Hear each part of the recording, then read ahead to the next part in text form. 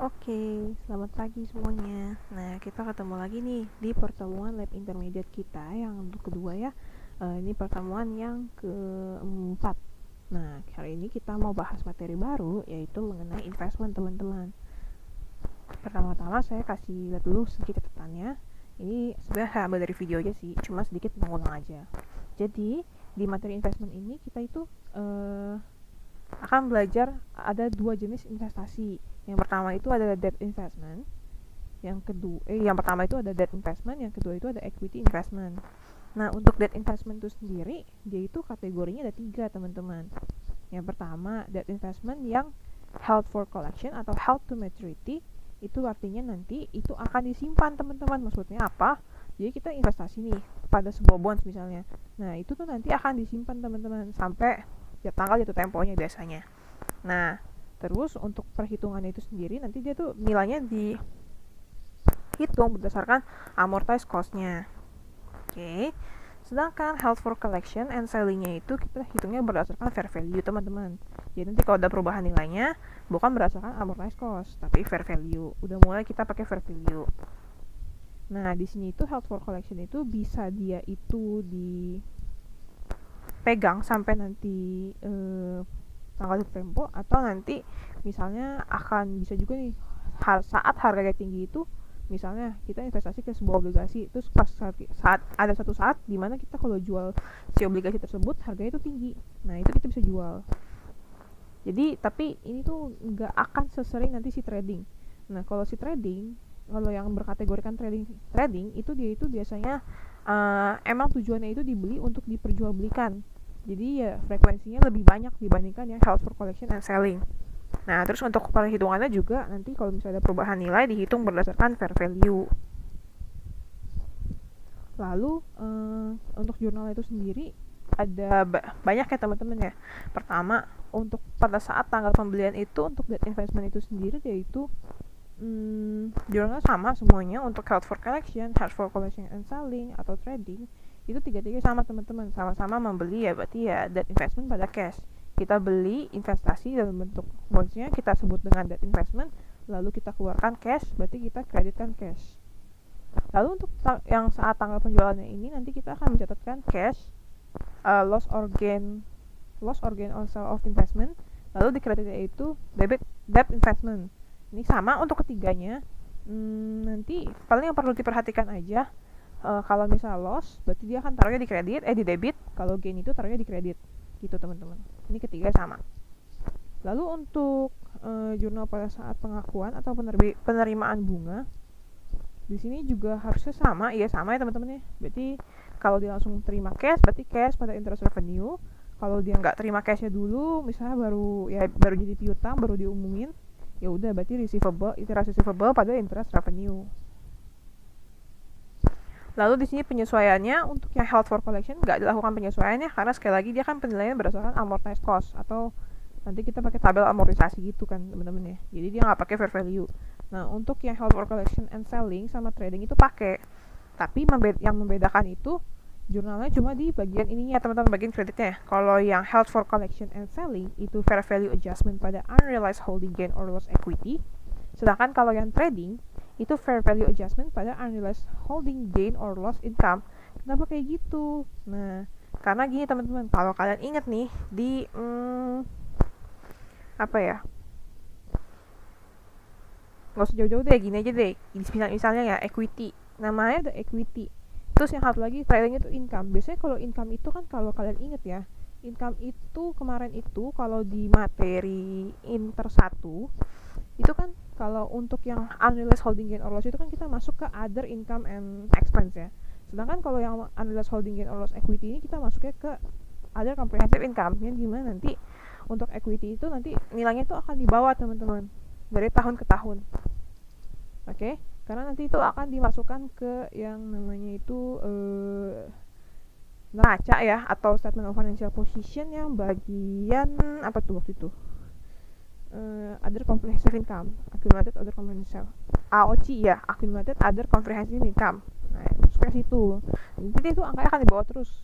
Nah, sedangkan kalau yang si income ini, nah nanti tuh dia hampir beda, teman-teman. Biasanya itu dia akan ditutup setiap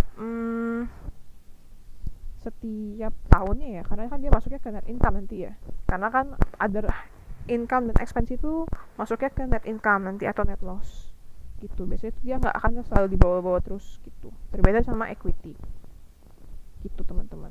Nah berarti kalau trading kan biasanya ya jangkanya itu ya di bawah setahun misalnya, bisa aja. Sedangkan kalau yang held for collection and selling itu kan pasti ya lebih dari setahun, karena kan memang dia tujuannya itu antara disimpan sampai nanti akhir itu tempo, atau nanti dijual di saat misalnya kalau harganya lagi tinggi ya benar-benar dijual gitu. Nah biasanya itu dia tuh di atas 1 tahun, makanya dia masuk dikategorikan sebagai equity. Tapi kalau nggak mau ribet, kalian bisa langsung offline aja fair value adjustment. Kalau ingat apa ya, kalau cara gampang buat ingetnya itu held for collection and sellingnya itu kita inget aja equity, kalau yang trading itu income. Lalu yang held for collection biasa tidak di adjust ke fair value-nya. Kalau misalnya masih kurang paham, boleh diulang lagi kan di video ya teman-teman. Oke, nah di sini ada equity investment yang kedua. Nah di sini saya langsung bahas aja ya. Untuk yang equity investment itu dia itu sebenarnya ada 3 teman-teman. Yang investasinya itu di bawah 20%. Biasanya itu tidak signifikan ya. Biasanya itu dia akan menggunakan metode cost. Sedangkan kalau yang 20-50% investasinya itu dalam sebuah perusahaan itu kita pakainya biasa equity method. Dan di equity method ini kita itu sudah sebagai perusahaan yang berinvestasi ya, kita itu akan menanggung kerugian ataupun ya bisa dia bagian dividen ataupun keuntungan juga. Nanti kita tuh juga akan ikut tanggung nih teman-teman. Pakai apa? Pakai equity investment kita, karena kita di sini tuh kan namanya aja kita udah punya pengaruh signifikan ya. Berarti di sini kita juga akan mendapatkan dampak dari investasi kita kepada perusahaan tersebut. Kalau misalnya dia untung, berarti kita equity investmentnya nambah. Sedangkan kalau misalnya dia rugi, ya berarti kita equity investmentnya juga rugi, berkurang. Sebesar berapa? Sebesar persentase kepemilikan kita di perusahaan tersebut. Ini saya sedikit ini aja. Jadi di sini tuh ada pertama transaksi pembelian ya teman-teman ya. Transaksi pembelian di sini itu sama untuk yang equity method maupun yang cost method teman-teman. Untuk jurnalnya equity investment pada cash. Sedangkan untuk yang penjualan juga masih sama teman-teman, cash. Loss or gain on sale of investment ini tergantung, kalau loss di debit ya, kalau gain di kredit kayak biasa. Lalu di kreditnya itu ada equity investment. Lalu di sini ada transaksi pengakuan atau penerimaan dividen. Di sini untuk debitnya sama, sedangkan berbedanya di sisi kreditnya aja. Kalau di cost method, dividen receivable atau cash pada dividen revenue. Oke. Sedangkan kalau yang equity method, di sini itu dividen receivable pada atau cash, kalau kita langsung terima uangnya pada apa? Pada equity investment teman-teman. Kenapa di sini equity investment? Nah, sekali lagi teman-teman, di sini kita itu kan sudah memiliki pengaruh yang signifikan ya. Sekali lagi, jadi kalau ada pembagian dividen seperti yang tadi saya sebelumnya udah bilang, ya kita juga akan menanggung teman-teman langsung ke equity investmentnya. Makanya di sini tuh setiap ada dividen ataupun income yang kita akui, nah di sini tuh equity investment yang kita di perusahaan tersebut itu akan langsung di-adjust gitu. Lalu di sini ada penyesuaian atau adjustment fair value. Di sini untuk yang cost method itu ada yang trading, ada yang non trading teman-teman. Oke. Jadi tapi nanti jurnalnya tetap beda. Walaupun dia sama-sama tidak signifikan ya pengaruhnya di perusahaan tersebut, tapi dibagi dua. Yang pertama untuk yang trading, kalau misalnya itu investasi trading, kategorinya berarti kita menjurnalnya itu fair value adjustment pada unrealized holding gain or loss income untuk menyesuaikan nilai fair value-nya. Sedangkan kalau yang non trading di sini kita langsung ke equity investment teman-teman. Walaupun dia itu cost method. Oke, walaupun dia itu cost method, tapi di sini kita non trading ya teman-teman ya. Oke, non trading itu berarti jangka waktunya lebih dari setahun. Nah, kalau di sini kita langsung pakai equity investment pada unrealized holding gain or loss equity. Nah, kalau kalian perhatiin ya di sini teman-teman ya. Kalau tadi kan di sini ada bagian ya held for collection and selling. Nah, di sini tuh dia pakainya fair value adjustment ya teman-teman ya. Walaupun di kredit itu unrealized holding gain or loss equity. Di sini kalian hafalin aja teman-teman. Pokoknya kalau yang equity investment, yang non trading itu kita nggak pakai fair value adjustment, tapi langsung ke equity investment. Oke? Gitu. Berarti ini bisa kita bilang secara tidak langsung itu kita tuh langsung adjust dia tuh ke equity investmentnya. Kita nggak pakai si suspend akan fair value adjustment ini gitu. Nanti kalau nggak ngerti kita bakal coba ke contoh soalnya aja. Lalu di sini ada pengakuan laba ruginya. Sorry. Ini untuk pengakuan penyesuaian fair value-nya itu dia tidak dilakukan penyesuaian pada equity method ya teman-teman ya. Karena sekali lagi kalau di equity method sebelumnya ini pembagian dividen segala macamnya itu sudah di adjust ke equity investmentnya langsung. Nah, makanya di sini kalau waktu kita mau ituin dia ke fair value yang nggak perlu lagi karena kita udah selalu adjust dia di setiap jurnal-jurnal yang kita buat. Oke. Lalu di sini ada pengakuan laba rugi. Di sini karena si cost method ini tidak mempunyai pengaruh yang signifikan pada perusahaan, makanya dia itu tidak mengakui keuntungan ataupun kerugian yang dialami oleh perusahaan yang dia investasikan. Tapi kalau di equity method, si perusahaan itu akan mengakui laba atau rugi yang dialami oleh perusahaan tersebut. Kalau misalnya laba, equity investment pada investment income. Kalau misalnya rugi, investment loss pada equity investment. Itu teman-teman. Nah, sekarang kita akan langsung masuk ke pembahasan soalnya teman-teman. Di sini saya sudah pindahin nih untuk tabel yang ini teman-teman, informasi yang disediakan oleh soal. Tapi saya baca dulu kali ya soalnya ya. Jadi di sini tuh Seven Deadly Sins Co. merupakan perusahaan yang bergerak di bidang consumer goods. Pada tahun 2020, perusahaan mulai melakukan investasi ke beberapa perusahaan sejenis. Berikut adalah data investasi yang dimiliki oleh Seven Deadly Sins Co. pada akhir tahun 2020. Oke, jadi ini data-datanya ini teman-teman. Lalu di sini dibilang investasi pada perusahaan NV Co. merupakan debt investment yang dibeli sejak tanggal 7 Juli 2019 dengan jangka waktu 5 tahun, bunganya 6%. Bunga dibayarkan setiap tahun pada tanggal 7 Juli dan pada tahun 2019 fair value dan par value sama teman-teman. Oke.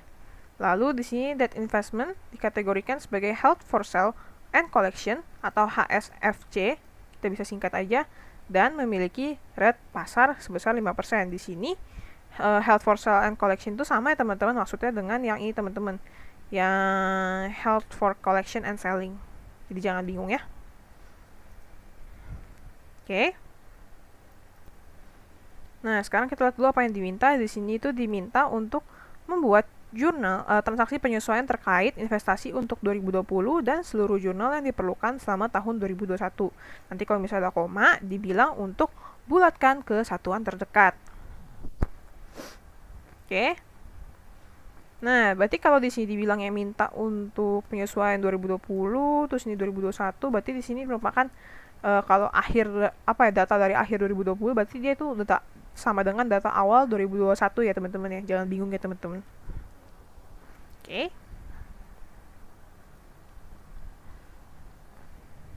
Nah, sekarang kita coba berarti saya pindahin di sini ya teman-teman ya. Pertama untuk Prideco di sini ada 150.000 outstanding share, kenapa pakai dolar ya? Sebentar ya, sorry. Nah, ada 150.000 outstanding share-nya, lalu ada ownership-nya 15%.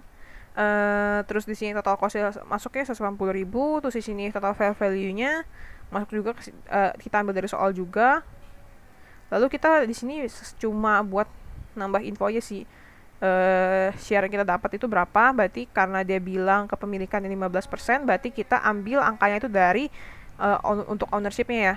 Untuk share jumlah lembar saham yang kita own atau yang kita dapat, itu berarti kita tinggal cari dengan cara outstanding share, kita kali dengan 15% atau ini si ownership-nya sih. Nah, gitu aja. Dapat 22.500. Terus kita buat info tambahan aja buat selanjutnya tuh kita cari cost per share-nya. Kalau tadi kan total cost, berarti sekarang kita perlu cari cost per share-nya aja, cuma buat info, siapa tahu nanti kepake. Jadi biar gampang aja gitu nyarinya. Oke, cost per share-nya tadi $8 dari mana? Kita dapat dari 180.000, kita bagi sama si share own-nya atau share yang kita dapat, jumlah lembar saham yang kita dapat. Lalu untuk fair value-nya itu berarti total fair value-nya kita bagi sama jumlah lembar saham yang kita dapatkan atau yang kita beli. Oke. Nah, sekarang untuk klasifikasinya tadi ada di soal trading ya teman-teman ya. Nah, di sini kalau kalian lihat nih teman-teman, 150.000 ownership 15%. 15% itu berarti dia masih menggunakan cost method ya teman-teman ya. Berarti kalau di cost method, dia itu nanti perlu di-adjust fair value-nya. Seperti yang tadi ada di catatan. Nah, ini tadi. Ini ya, fair value, ini dia. perlu di-adjust. Yang nggak perlu di-adjust itu ya nanti kalau udah kepemilikan itu di atas 20% gitu. Berarti ini perlu adjustment. Ini kayaknya nggak usah lah ya. Saya langsung lanjut aja. Lalu di sini ada Gridco. Gridco ini outstanding share-nya 300.000. Lalu ownership ya 12%, lalu ada total cost, kita masukin aja langsung ke sini. Lalu untuk share own-nya seperti biasa kita tinggal kaliin aja persentase kepemilikannya sama total outstanding share yang dimiliki oleh si Gridco. Lalu untuk cost per share kayak biasa ya teman-teman ya, total cost kita bagi sama share own, sama fair value per share-nya juga sama. Di sini total fair value kita bagi sama share own. Lalu untuk di sini klasifikasi non trading. Nah, di sini kalau kita lihat 12%, berarti di sini dia itu masih akan disesuaikan teman-teman nantinya ke fair value. Lalu di sini ada Radco. Radco ini di sini sama ya, tinggal masukin aja 215.000 untuk share outstandingnya. Ownership ya 25%, berarti ini dia tuh pakai equity method ya teman-teman, berarti dia nanti nggak di-adjust ke fair value-nya.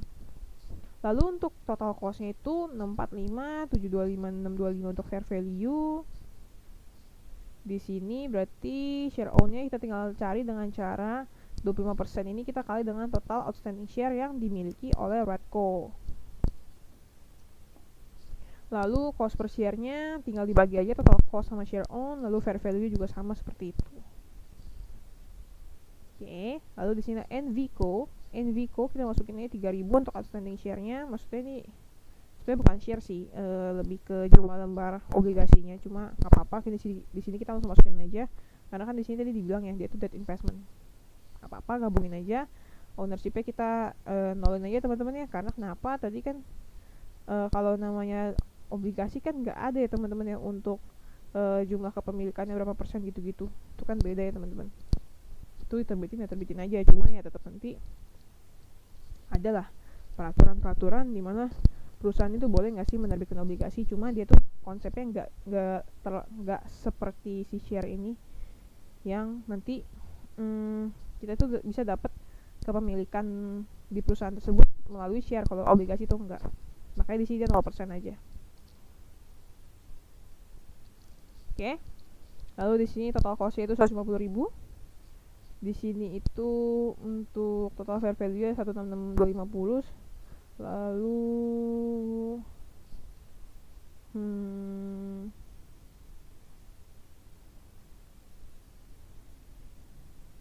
udah sih gitu aja. Oke. Jangan deh, ini saya berubah pikiran nih, saya ganti aja, jangan di sini taruhnya. Saya taruhnya di sini aja deh. Karena kan di sini kita dapat belinya itu 3.000 lembar ya. Kita anggapnya kita beli 3.000 lembar, berarti di sini kita langsung masukin aja untuk par value-nya itu per lembar. Kita baca ya sih teman-teman ya. Saya baca lagi. Investasi pada perusahaan NVCO merupakan debt investment yang dibeli sejak tanggal 7 Juli 2019. Jangka waktu 5 tahun, bunganya 6%. Bunga dibayarkan setiap tahun pada tanggal 7 Juli.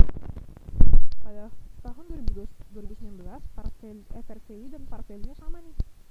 Lalu debt investment ini dikategorikan sebagai held for sale and collection, memiliki rate pasar 5%. Di sini berarti kalau kita udah tahu nih ya teman-teman untuk total cost, total fair value-nya, berarti kita bisa cari tahu nih teman-teman untuk cost per share-nya. Oke, dapat untuk cost per share atau per porsinya lembar maksudnya. Jadi total cost kita bagi dengan ini teman-teman, share own-nya. Lalu untuk yang di sini fair value-nya juga sama, total fair value kita bagi sama si share own. Dapat 55,42. Di sini walaupun dia bilang fair value dan par value-nya sama, teman-teman, ingat ya teman-teman. Di sini itu dia udah tahun 2021 awal teman-teman ya, sementara kan ini 2019 ya. Jadi di sini bisa aja cost sama fair value beda gitu. Karena kan sekali lagi held for collection and selling-nya ini atau held for sale and collection-nya ini dia itu sudah mulai disesuaikan nilainya dengan fair value, makanya di sini dia punya fair value-nya teman-teman. Gitu. Oke. Untuk informasinya udah beres, sekarang kita tinggal yang susah nih teman-teman, yaitu untuk menjurnal apa penyesuaiannya. Nah, di sini kita mau jurnal penyesuaiannya, caranya gimana? ini ya teman-teman ya. Kita mulai dari awal. Kan di sini transaksi itu 2021. Ini ntar dulu kita itu mau bikin penyesuaian untuk tahun 2020 dulu karena diminta teman-teman. Oke. Pertama, tadi kan kita udah lihat nih teman-teman, kira-kira yang mana sih yang bikin penyesuaian? Priceco, Gridco, dan Envico. Ini enggak. Kenapa? Karena dia sudah menggunakan equity method. Oke. Nah, sekarang ini kita mau ngapain? Di sini kita mau mulai mengadjust si ketiga investment ini ke fair value-nya. Caranya gimana? Pertama, untuk yang trading dulu, ada si Priceco ya teman-teman ya. Ini Priceco. Sini kayak bisa saya full screen dulu sebentar. Nah, di sini tuh ada Priceco teman-teman. Nah, Priceco ini kan dia itu menggunakan cost method dan kategorinya trading teman-teman.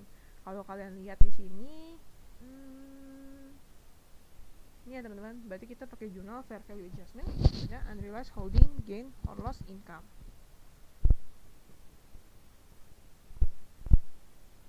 Oke. Nah, angkanya dapat dari mana? Nah, di sini kita perlu cari. Cara carinya gimana? Di sini kita masukin dulu ya teman-teman Priceco, ownership-nya tadi kan 22.500 ya teman-teman, bener ya. Lalu di sini cost-nya itu $8. Oke, sama ya. Fair value-nya itu $11,5 untuk per share-nya teman-teman.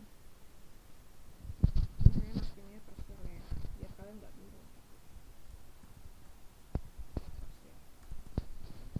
Oke. Lalu di sini itu sekarang tinggal kita adjust aja teman-teman. Mengadjust dia ke fair value gimana nih? Cara menyesuaikan nilainya dari cost ke fair value gimana? Karena di sini ketahui fair value-nya $11,5. Nah, caranya gampang teman-teman. Tinggal kalian ini aja teman-teman. Aduh, ini kenapa rumusnya kayak gini ya? Sebentar ya.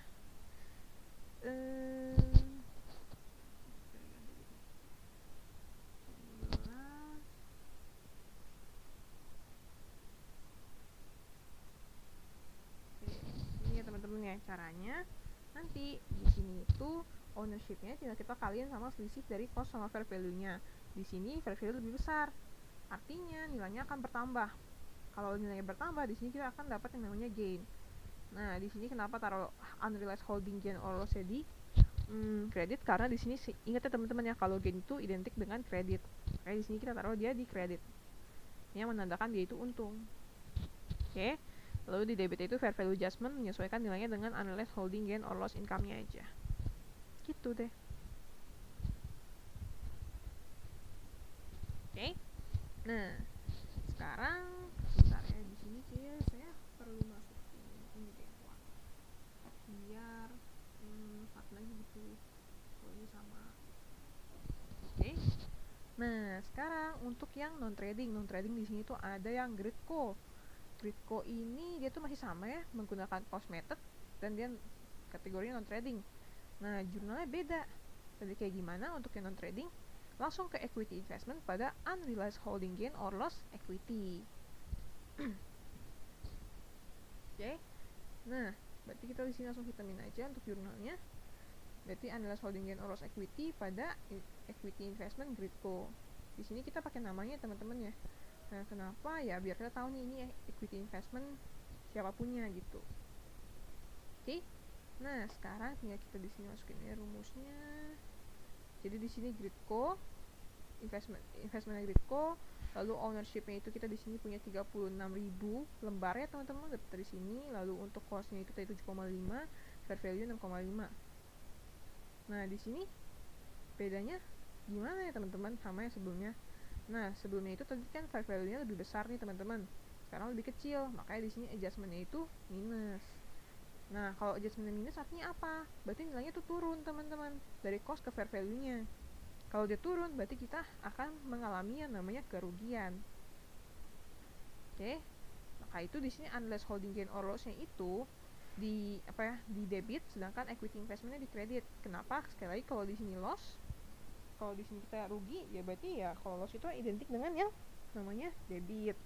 Makanya di sini kita taruh di debit. Jangan lupa ini namanya equity ya, bukan income. Gitu.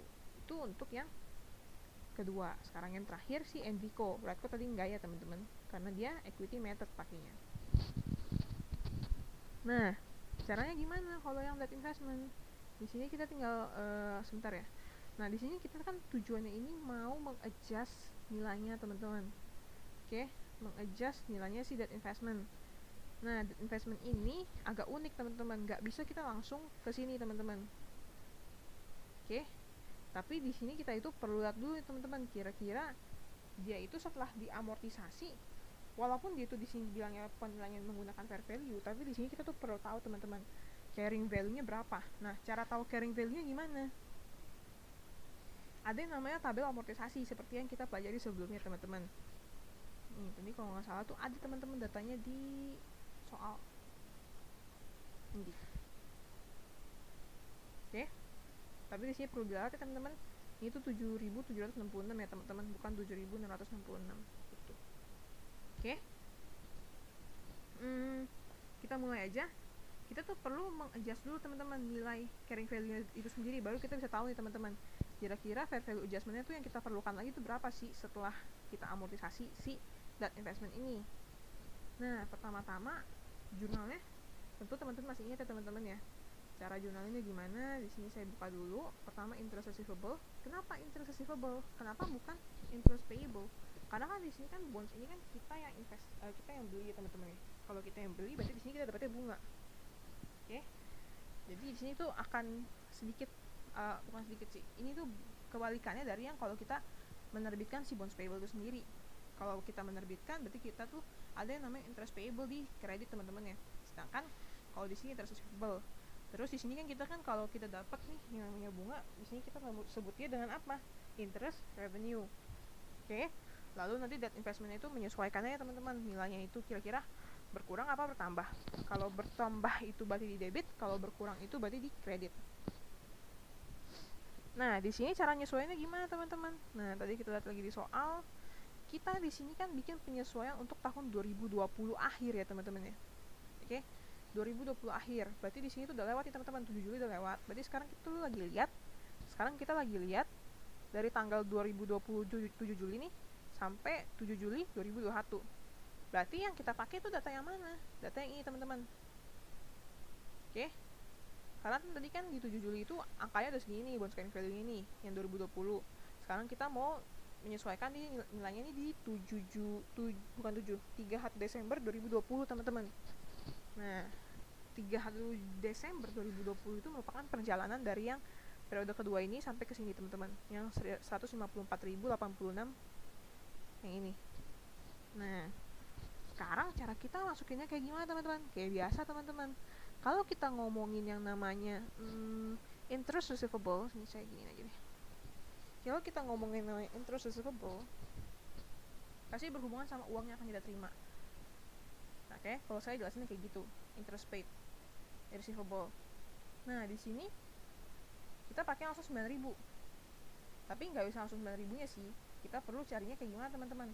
Ingat, di sini itu yang baru lewat itu dari Juli sampai Desember akhir. Yang dimana waktunya itu 6 bulan aja. Nah, makanya di sini 9.000-nya perlu kita kali sama 6/12. Oke. Habis itu debt investment. Debt investment nanti aja ya. Sekarang kita ke interest revenue dulu. Interest revenue kebalikannya apa? Interest expense. Ini tuh dari ini kita tuh dibikinnya tuh dari sisi si NVCO-nya sih. Kan sekarang kita lagi nyatetnya sisi kita ya. Nah, di sini namanya kebalikannya gitu. Oke. Jadi di sini interest expense jadi interest revenue kita. Cara cari interest revenue-nya sih sama. Kita tinggal ambil aja angka dari sini, 7766. Kita kali sama 6/12. Sisanya bisa kita selisihin aja. Atau kalau mau kalian buktiin, kalian bisa ini teman-teman ya, amortization 1234 dikali 6/12. Di sini kenapa dia di kredit? Pertama-tama dia itu pasti di kredit karena ini, teman-teman, interest revenue lebih kecil. Jadi kita mau bikinnya seimbang. Ke penjelasan lainnya, di sini kenapa debt investmentnya di kredit? Karena gini, teman-teman, kalau kalian lihat, ini kan nilainya menurun ya. Oke, nilainya menurun. Nah, sekarang kita ini kan berarti investasi kita nilainya tuh menurun kan seiring amortisasi kan. Oke, nilainya menurun seiring waktu berjalan karena ada yang namanya amortisasi ini. Kalau gitu ya berarti debt investment kita juga akan menurun. Oke, akun debt investment kita akan menurun. Nah, debt investment, investasi itu kan saldo normalnya di debit. Oke, nah kalau dia menurun, berarti kita tinggal taruh aja di kredit. Oke. Nah, sekarang saya mau lanjut ke jurnal apa? Jurnal penyesuaian dengan fair value-nya. Di sini kalau kita mau menyesuaikan nilai debt investment ke fair value-nya, kita pakai yang mana? Nih, yang ini teman-teman, sebentar ya. Ini dia, fair value adjustment pada unrealized holding gain or loss equity. Oke. Bener ya, sama. Lalu sekarang cara cari angkanya gimana sih? Nah, di sini kita perlu cari tahu teman-teman, carrying value debt investment-nya. Oke, sekali lagi carrying value debt investment-nya di tanggal 31 Desember 2020 berapa? Tadi kita cuma diketahui carrying value dari 7 Juli 2020. Sekarang kita mau cari di akhir tahun 2020. Gimana caranya? Tadi kan kita udah menyesuaikan nih teman-teman. Debt investment-nya di sini. Oke, berkurang nih. Ya udah, di sini juga kita tinggal masukin aja. Caranya gimana? Yang 155 yang tadi nih, yang 155 320 kita kurangin aja sama yang ini teman-teman, karena kan sekali lagi dia berkurang ya debt investmentnya ya, berarti kita kurang bukan nambah. Oke, lalu fair value tadi ada dikasih sebentar, fair value nya dia ada di sini teman-teman.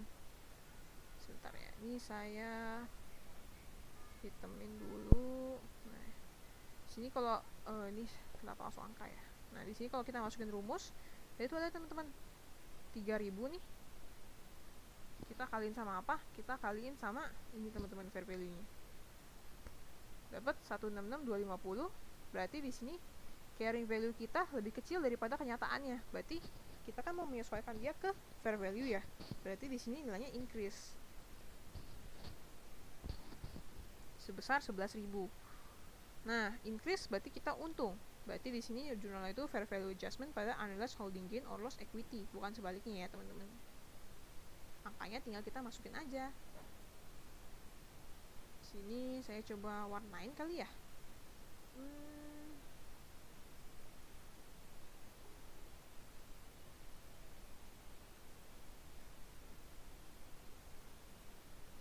Oke, gitu. Nah, sekarang udah beres deh untuk yang adjustment tahun 2020-nya. Sekarang kita tinggal menjurnal si general entries tahun 2021 dan nanti ada jurnal penyesuaian ya, teman-teman. Oke, kita udah bisa lanjut. Sekarang kita mulai dari tanggal pertama, teman-teman. Di sini perusahaan ini melakukan investasi pada perusahaan Lus dengan membeli 13% kepemilikan dari 500.000 lembar saham yang beredar. Oke, harga per lembar saham tersebut $6. Perusahaan mengklasifikasikan investasi ini sebagai trading. Oke. Nah, di sini sebentar ya. Saya coba masukin aja kali ya ke tabel dulu, tapi enggak ada jurnal dulu deh. Nah, kalau investasi biasa ya jurnalnya seperti biasa ya, kita dapat investasinya, tapi kita mengeluarkan yang namanya cash. Berarti equity investment pada Lusco kita kreditin cash di situ. Oke. Cara-caranya gimana? Tadi kan dia bilang outstanding yang dimiliki Lusco ini 500.000 lembar. Yang kita miliki 13%. Berarti di sini kita perlu kaliin 500.000 dikaliin 13%. Di situ jangan lupa kita kali sama apa? Sama harganya, harga per lembarnya. Dapat 390.000. Sekarang kita masukin dia ke mana? Ke ini teman-teman. Kita coba ya. Tunggu. Tadi itu trading atau bukan? Di sini dia itu trading ya, teman-teman ya. Oke, trading. Berarti di sini kita coba masukin aja ke sini. Bawahnya gitu ya.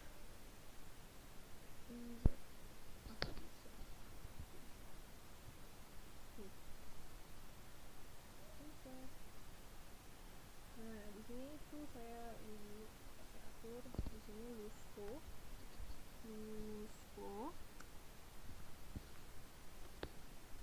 Lalu outstanding share-nya tadi 500.000 ya, teman-teman. Ada infonya, ingat. Lalu ownership-nya 13%. Lalu total cost-nya itu tadi kita langsung masukin aja tadi dari jurnal di sini ya, teman-teman ya. Lalu total fair value-nya belum ada, ini masih cost. Lalu ini ada share own-nya itu tadi tinggal kita kaliin aja nih, 500.000 kita kali 13%.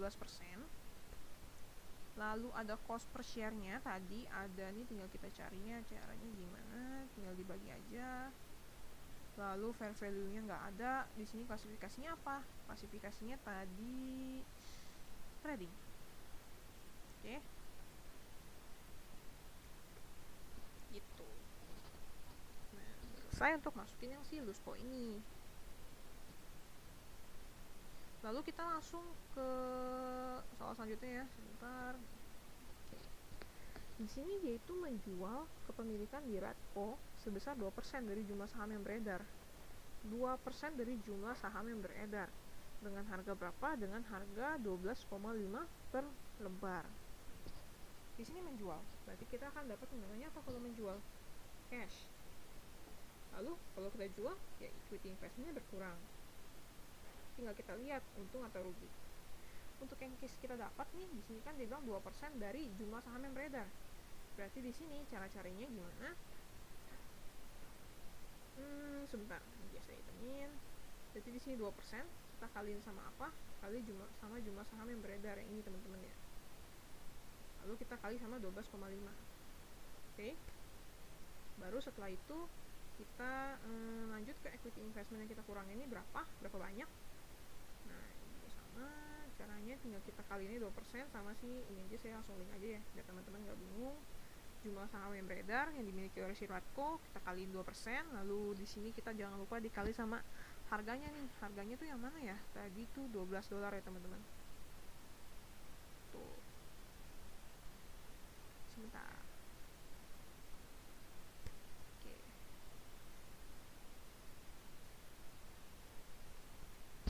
Oke. Di sini mungkin teman-teman bingung ya teman-teman. Kenapa sih Radco itu kita pakainya yang cost? Kenapa ya? Nah, karena kalau kalian perhatiin lagi, sekali lagi lihat ya teman-teman ya, di sini itu ownership-nya 25%. Sudah dibilang kita tuh sudah memiliki kepemilikan yang signifikan di perusahaan tersebut. Jadi di sini itu kalau kita udah dapet nih cost-nya ini, cost per share ya, berarti kita udah nggak bisa adjust lagi karena ini sebenarnya tuh sudah merupakan angka yang sudah di-adjust. Entah itu di-adjust karena adanya income dari perusahaan tersebut atau misalnya perusahaan tersebut membagikan dividen, berarti cost per share ini yang kita catat di sini itu sudah merupakan nilai yang sudah di-adjust setiap kali ada transaksi gitu. Karena kalau kalian perhatiin tadi sekali lagi ya, untuk yang equity investment yang bagian penerimaan penyesuaian fair value dia tuh nggak ada penyesuaiannya, makanya di sini dia itu tetap sebesar cost aja untuk nilai dari equity investmentnya gitu. Nah sekarang lebih besar di mana? Lebih besar di sisi debit. Maka itu di sini kita taruh keuntungan di sisi kredit sebesar 2.150, nama akunnya gain on sale of investment kayak biasa aja gitu. Oke. Nah di sini jangan lupa, di sini kita kurangin aja. Perlu nggak ya kurangin? Misalnya saya tadi link lagi, aduh. Oh bisa. Di sini saya kurangin aja, jadinya nggak usah deh ya. Di sini saya apa ya? Jadi saya link-linkin lagi. Ini saya tulis aja deh minus 2%. Oke.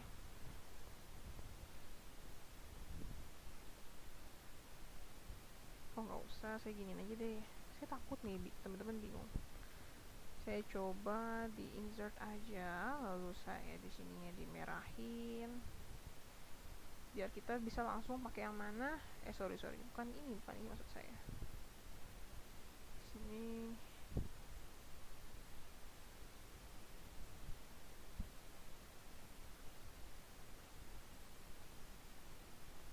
Saya pakai yang baru aja ya teman-teman ya, biar teman-teman nggak bingung.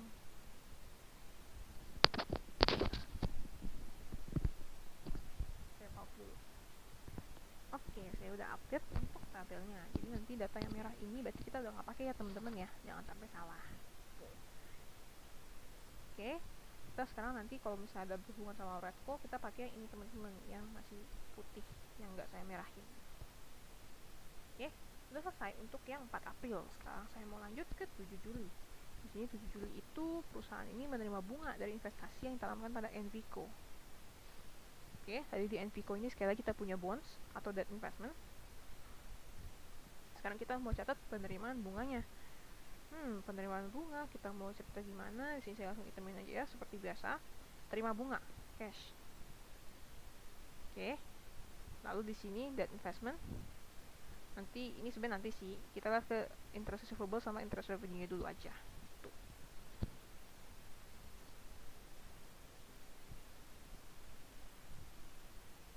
Bentar ya teman-teman. Oke. Nah, di sini kita langsung lihat ke tabel. Tadi kan sebelumnya kita tuh ada catat interest receivable ya. Pertama-tama kita pasti pindahin dulu interest receivable yang dari atas tadi yang di sini teman-teman. Yang 4.500 yang ini. Oke. Tinggal kita pindahinnya ke sekarang karena receivable-nya udah mulai kita terima. Lalu di sini itu interest revenue ya teman-teman. Interest revenue kita lihat dari mana? Tadi itu ada di sini. Kalau dia ngomong interest revenue berarti hubungannya sama interest expense. Tabel interest expense ambil dari yang ini teman-teman, 7766. Oke, yang rawat tadi di sini cara carinya sama karena di sini dari tadi kan 31 Desember disesuainya. Sekarang kita mau menyesuaikan tanggal 1 sampai 7 Juli. Julinya nggak dihitung, berarti 6 bulan. Berarti 7.766 kita kali 6 per 12 juga. Lalu cashnya yang kita terima berhubungan sama interest paid. Oke, di sini 9.000.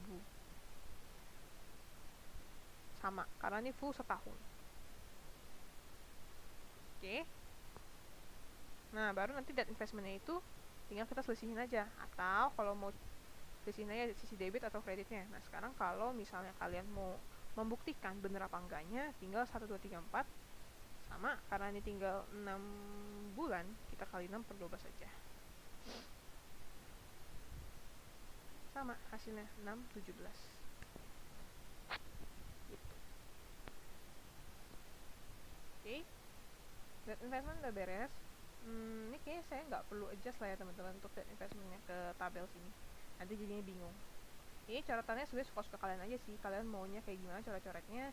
Ya itu biar kalian ngerti aja. Saya sih kalau saya biasa kalau debt investment saya nggak update ke tabel ya sih. Nanti malah jadi bingung gitu. Karena kan ini amortisasi ya, beda. Lalu di sini tanggal 8 Juli. 8 Juli dia tuh menjual 900 lembar obligasi yang dimilikinya pada slot dengan keuntungan sebesar 2.500. Perusahaan telah menerima bunga terlebih dahulu dari Envico. Nah, yang ini teman-teman yang 7 Juli. Ini kebetulan soalnya agak dimudahin aja. Di sini itu tanggal 7 Juli dia menerima bunga dan tanggal 8 Juli langsung dijual. Jadi kita nggak perlu adjust untuk bunganya lagi sebelum penjualan karena di sini udah ada. Cuma sisi 1 hari aja jadi nggak apa-apa, kita pakai yang ini. Oke, cara carinya penjual pertama dapat cash, habis itu debt investment. Ini sebenarnya kayak saya juga pakai nama Envico ya, walaupun di sini cuma ada satu tapi nggak apa-apa biar nggak bingung. Debt investment Envico, cashnya kita dapat berapa itu nanti aja. Di sini kita dulu ada datanya memperoleh keuntungan. Berarti kalau keuntungan gain on sale ya teman-teman ya. Nah itu di sini kita masukin dulu aja sesuai flow karena dikasih tahunya keuntungannya dulu. Baru sekarang kita mau cari teman-teman kira-kira cost dari investment yang di sold ini berapa nih. Oke, cost per 8 Juli 2021 di sini harusnya udah ada teman-teman. Nih yang ini teman-teman. Walaupun beda 1 hari ya kita tetap pakai yang kayak ini teman-teman ya, 154086. Oke. Nah, tapi ini kan fullnya. Yang dijual berapa banyak? 900 lembar aja. Kita punya 3000.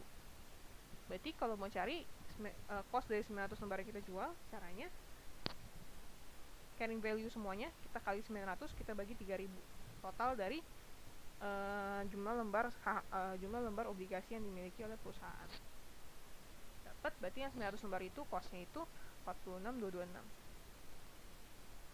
Oke, di sini kita masukin aja 46226. Cashnya tinggal kita tambahin dari yang gain sama debt investment. Dapat 48726. Gitu deh.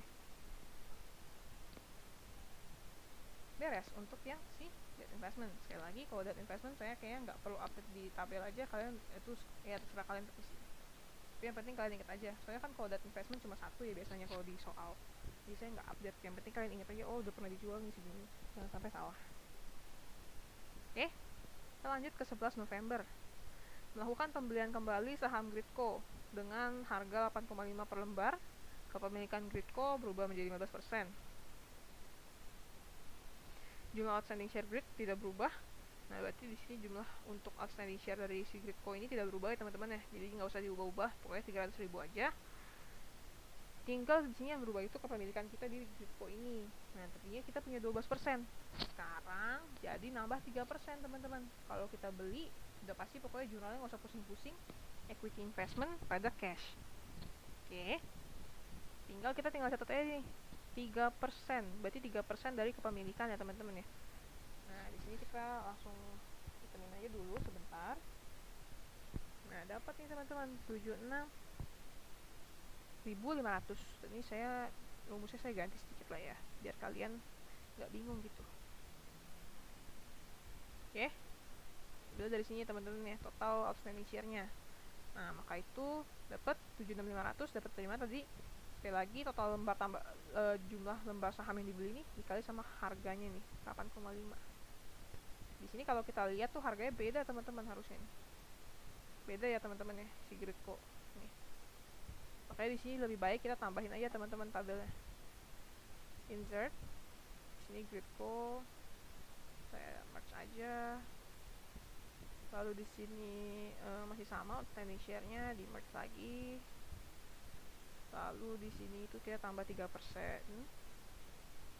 Lalu di sini total cost-nya itu tadi saya masukin aja dari sini ya teman-teman ya. Tadi mana tuh? Jadi ya. Lalu di sini total value-nya nggak ada ya. Lalu di sini ada share own. Share own tadi kalau salah bentar. Oh, share own itu tadi 3%. Kita kali sama 300.000. Lalu di sini itu ada cost per share-nya, berarti tinggal dibagi aja. Lalu ada fair value per share tadi nggak ada sih. Ini kan masih baru beli ya, berarti kita baru catat cost-nya dulu. Terus ini tuh kategorinya sama ya, non trading. Gitu. Nah, sekarang udah beres untuk yang si Gridco ini. Sekarang tinggal kita bikin apa? Adjusting entries yang 2021. Ini step terakhir banget. Nah, kita perlu yang namanya apa? Nyesuaiin yang namanya dividen. Nanti dividen yang terima, ada juga nanti income recognition. Ingat, ini itu cuma untuk yang investasinya itu sudah menggunakan equity method. Lalu nanti adjust fair value kayak biasa, kayaknya sebelumnya mirip-mirip. Oke, kita mulai record dividen dulu. Ingat teman-teman, record dividen. Untuk dividen berarti kita lagi ngomongin equity investment ya. Kalau yang ini kan yang debt investment itu ngomonginnya bunga. Kalau equity investment kita terima dividen nih teman-teman. Nah, cara nyetak dividennya gimana? Sebentar.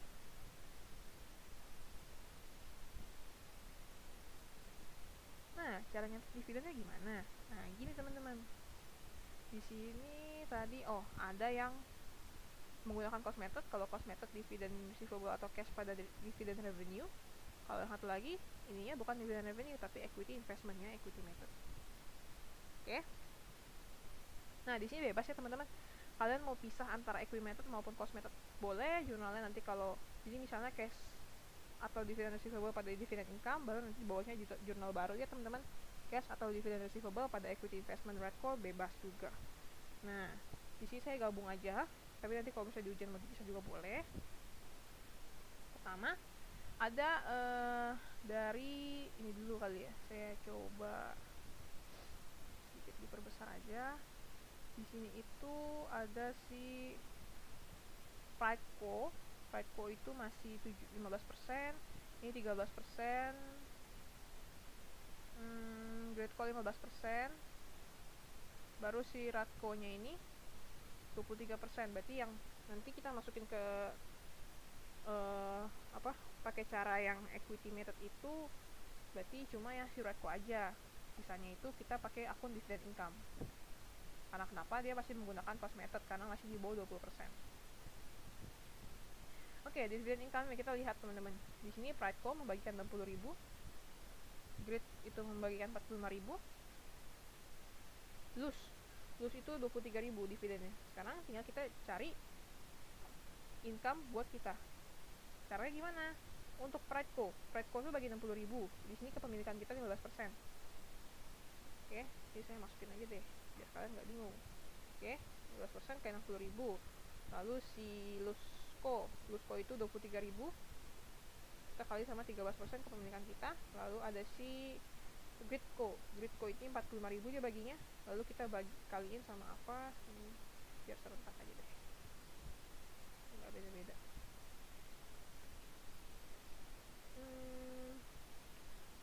Sorry, ini gini aja deh. Ini tambah sama tuh 15%, berarti kali 45.000.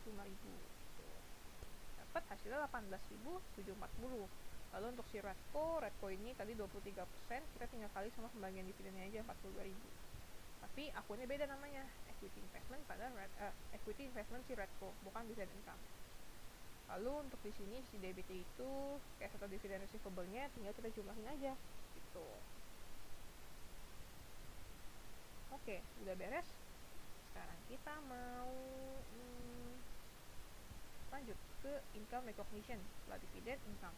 Ingat, kalau income berarti kita cuma akan mencatatkan jurnalnya untuk si Redco aja, karena Redco ini sudah memiliki pengaruh yang signifikan karena kita ini sudah memiliki pengaruh yang signifikan di perusahaan Redco doang, misalnya enggak. Oke, di sini yaitu kalau kita lihat loss minus, berarti di sini jurnalnya itu ini teman-teman sebentar ya, lossnya ini investment loss pada equity investmentnya si Redco. Oke, sebesar berapa? Sebesar 23%, kita kalinya sama lossnya. Tuh, saya langsung aja tuh ya, selesai. Sekarang kita mau adjust to fair value. Pertama ada equity investment dulu, nanti untuk yang debt investment belakangan aja ya. Equity investment di sini hanya untuk investasi saham yang kepemilikannya itu di bawah 20%. Oke, ingat kalau pakai equity investment di sini kita nggak adjust ke fair value ya teman-teman ya. Oke, sekarang berarti yang equity investment itu ada apa aja? Kita lihat equity investment yang trading dulu. Trading equity investment pertama ini udah pasti nih, 15, 13 sama 15. Ini enggak juga. Nah, yang trading ada dua, ada si Prideco sama Luzco. Jurnalnya udah pasti sama teman-teman, gak usah pusing pokoknya kalau jurnal. Fair value adjustment pada unrealized holding gain or loss income, karena dia trading. Nanti kalau misalnya non trading baru dia pakai equity investmentnya, baru unrealized holding gain or loss equity gitu. Sekarang kita tinggal hitung aja. Pertama kita pindahin untuk Prideco. Di sini kita punya berapa nih si Prideco nih? Prideco ini kita punya ini pakai share own 22.500. Lalu si Luzco ini kita punya 65.000. Costnya berapa? Nah, ingat ya teman-teman, untuk equity investment tadi kan kita udah adjust ya teman-teman, udah adjust. Tapi ingat, di sini ini kita nggak langsung adjust ke apa? Ke equity investmentnya. Sekali lagi ya, di sini untuk yang ini teman-teman. Oke, kita kan tadi kan sebelumnya itu ada adjust juga nih. Contohnya si Prideco itu tadi kita itu adjustnya itu pakai akun apa sih? Sama ya, pakai fair value adjustment. Kita nggak pakai akun langsung equity investment. Berarti di sini itu nilainya itu belum apa? Belum berubah. Nilai equity investmentnya belum berubah. Oke, karena dia belum berubah, ini kita pakai angka yang mana? Pakai cost, bukan pakai fair value. Sekali lagi ya, karena tadi kita jurnal itu sama pakai fair value adjustment, kita nggak langsung ke equity investment. Kita akan langsung pakai cost itu yang mana? Yang ini teman-teman, $8 masih sama. Fair value nya tadi Prideco ini fair value investmentnya $12. Ini 12 gitu. Oke, Lalu adjustmentnya gimana? Adjustmentnya tinggal ini fair value dikurangin sama si cost listnya, kita kaliin sama apa jumlah lembarnya, dapat 90.000 gitu. Lalu Lusco itu tadi kan kita baru beli di tahun berapa nih? Tahun ini ya, awal tahun loh. Nah karena baru dimiliki awal tahun, berarti kita nggak usah pusing mau nentuin costnya itu yang mana sih buat di adjust yang di akhir tahun ini. Ya udah, kita langsung pakai yang cost waktu kita beli aja nih. Tadi berapa tuh? Tadi itu ini ya teman-teman, $6 ya, bener gak tadi? $6 bener ya, kita pakai $6, kita pakai gede. Nah terus baru fair value nya berapa sekarang? Lusco itu tadi 8. Ini juga sama, ini kayaknya untuk ya udah langsung untuk. Kalau gitu saya langsung pakai aja ini, bisa ini dikurang sama ini baru dikali sama ini, dapat 130.000. Nah kita totalin 220.000 teman-teman. Nah ini kalau yang ini kita tuh perlu lihat dulu prior value adjustmentnya berapa. Prior value adjustment tuh apa? Yaitu fair value adjustment yang ini teman-teman. Tadi di sini. Ini dia, yang 78 750. Ini fair value adjustment yang sebelumnya. Kita masukin ke sini. Nah, sebelumnya kita udah punya nih fair value adjustment segini 78.750. Sekarang kita mau tambah berapa lagi biar total itu 220.000. Nah kita perlu nambah, cara carinya gimana? Tinggal dikurangin aja selisihnya. Kita perlu nambah sebesar 141.250.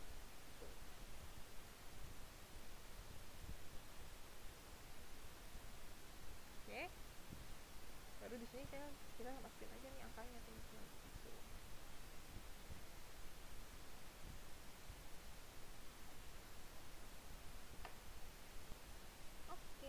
Yang trading udah, sekarang kita mau yang non trading nih. Non trading tadi itu cuma ada yang si Gridco. Ini Redco yang enggak, karena sekali lagi dia itu udah signifikan ya pengaruhnya. Tapi kita tuh nggak perlu nyesuaiin untuk fair value-nya. Kita cuma perlu nyesuaiin si Gridco. Jurnalnya gimana? Equity investment ada unrealized holding gain or loss. Tapi di sini tergantung ya, nanti bisa di debit atau di kredit nih unrealized holding gain or loss yang sebaliknya ya. Karena kita perlu lihat dulu di sini itu dia untung atau rugi. Pertama tadi Gridco ini kan punya dua nih kepemilikannya nih, kita masukin aja ya dua-duanya ya. Ada yang soalnya dia kan costnya beda gitu. Pertama 36.000, yang bawahnya ini yang bawahnya ini 9.000. Costnya gimana? Sama juga, tinggal masukin aja teman-teman. Bentar ya. Oke, sekarang tadi sampai sini teman-teman. Kita mau masukin cost untuk yang si Gridco. Cost yang Gridco yang pertama tadi itu dia itu, nah ini beda ya teman-teman, kita pakai value-nya. Oke. Sedangkan kalau yang bawahnya kita pakein tadi teman-teman, yang dari kita beli tahun ini itu yang ini. Nah di sini kenapa teman-teman, kalau yang tadi untuk cost yang sebelumnya kan kita itu pakai angkanya itu, yang Redco ini pakai yang ini teman-teman costnya, sementara di sini kita tuh pakai fair value yang sebelumnya. Karena kalau kalian perhatiin jurnalnya aja, kalau kita logikain nih, di sini waktu kita nyesuaiin sebelumnya itu yang si Gridco ini kita pakai akun apa nih? Sama ya, harusnya pakai yang langsung ke equity investmentnya nih Gridco. Berarti di sini udah otomatis equity investmentnya itu berkurang, sudah sesuai dengan fair value-nya. Makanya di sini kita itu akan pakai, di sini kita akan pakai angka dari fair value-nya teman-teman itu. Semoga teman-teman paham ya, nanti kalau misalnya nggak ngerti boleh tanya lagi. Lalu untuk fair value-nya kita pakai yang mana? Ini fair value yang di akhir tahun ini $8, udah pasti $8 kan ada di info juga gitu. Adjustmentnya berapa? Adjustmentnya cara-caranya gimana? Ini teman-teman, sama ya, fair value disisihin aja sama ininya, costnya, baru kita kaliin dia sama apa? Sama ownership.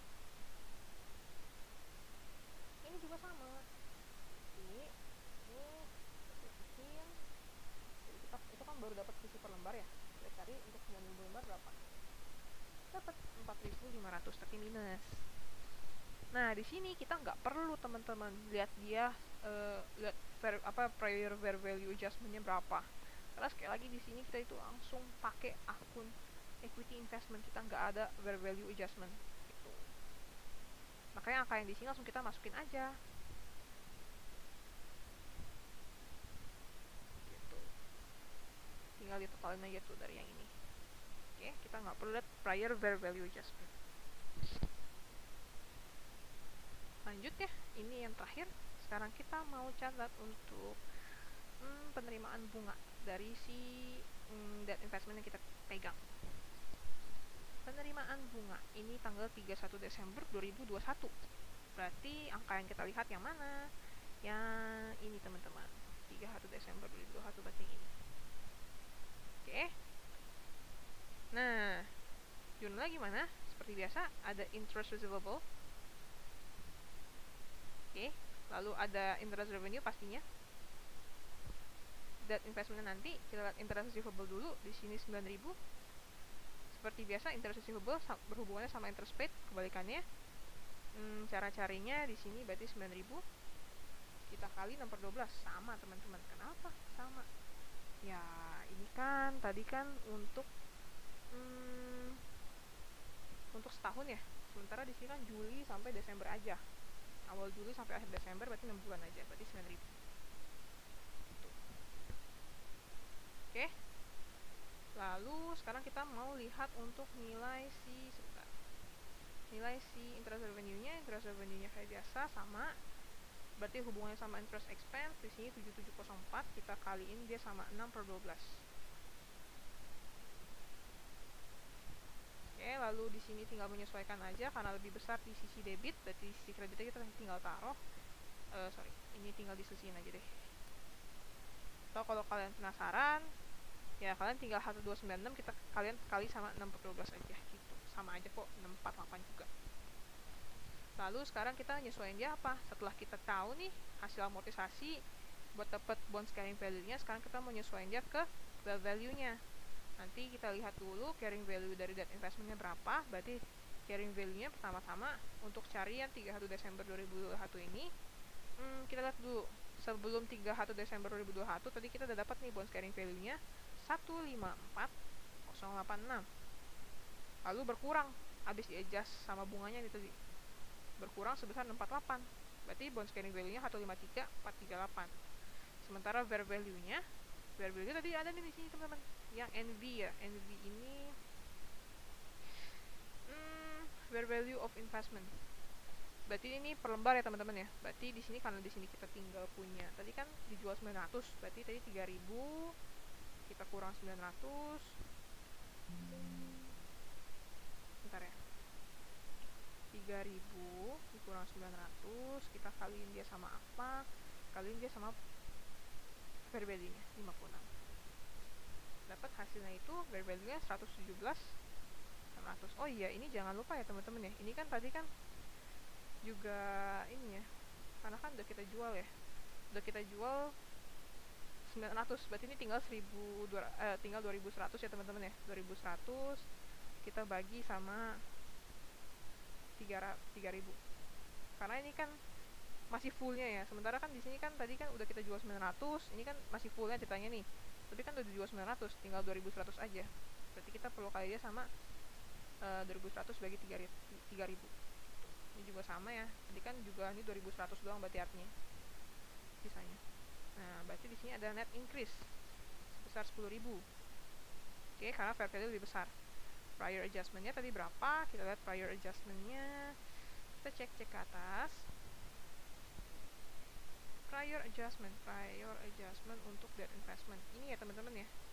Ini dia. Nah, berarti karena di sini prior adjustment lebih besar, kita perlu lagi nih untuk mengadjust yang 2021 nya sebesar 1354. Oke, ini angkanya tinggal kita ambil aja.